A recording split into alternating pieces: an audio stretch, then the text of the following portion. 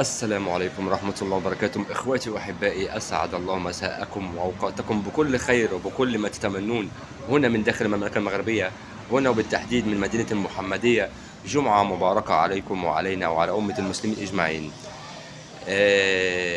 مؤخرا تشكيك وأخبار زائفة ومزيفة حول إمكانيات المملكة المغربية في استعدادها لكأس الأمم الأفريقية من جهة البنية التحتية والملاعب المؤهلة لكأس الأمم الأفريقية وباقي الملاعب المؤهلة لكأس العالم. وده اللي اتنشر عبر صفحات مروجة زائفة ومندسة تشكيكا لإمكانية المملكة المغربية، واللي كلنا عارفينها والكل بيشهد بيها في الأحداث المؤخرة من استعدادات المملكة المغربية لكأس العالم والكأس الأمم الأفريقية يعني 2025 2026. طبعا انتوا في الأحداث السابقة شفتم ملعب مولاي عبد الله برباط، ملعب مولاي الحسن بريد، ملعب طنجة الكبير، ملعب أجادير، ملعب كازابلانكا وغيرها وغيرها وغيرها وغيرها.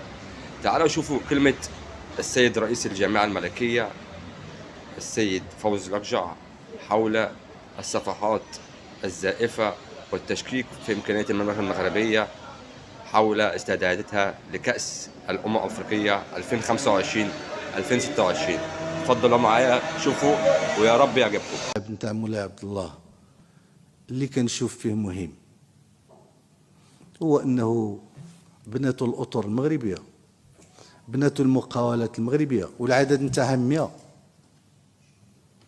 اكثر من 100 مقاوله ساهمت مغربيه ساهمت في تشييد المركب نتاع مولاي عبد الله. وملي بغينا نتكلموا على الكلفه نتاع الملاعب، الكلفه نتاع الملاعب اولا ما كايناش في الميزانيه العامه. الا خديتيو الميزانيه ديال العامه المفصله غادي تلقاو بان الكلفه نتاع المونديال هي 3 المليار، فيها مليار و600 لو ان سي اف المكتب الوطني نتاع السكك الحديديه، وغادي نشرح علاش، وفيها واحد اقل من مليار تنخلصوه لان اون لوفي خدينا الفلوس من عند لي زانستيتيسيونيل باش غادي نمولوا هذا البناء ديال الملاعب حتى 2030 اللي تقريبا 23 مليار، وغادي نبقاو نخلصوهم على 20 عام.